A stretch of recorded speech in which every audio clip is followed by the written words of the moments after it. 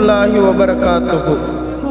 An அபீ ஹுரைரத்த ரலியல்லாஹு அன்ஹு அன்ன ரசூலுல்லாஹி ஸல்லல்லாஹு அலைஹி வஸல்லம் மன் அத்ரக ரக்அத்தன் மினஸ் ஸலாத்தி ஃபக்கத் அத்ரகஸ் ஸலாத்.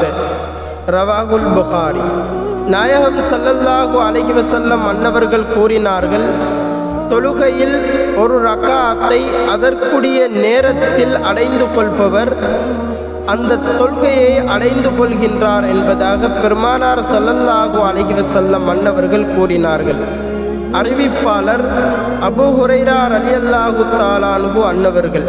நூல் புகாரி 580வது ஹதீஸாக இடம்பெறுகின்றது.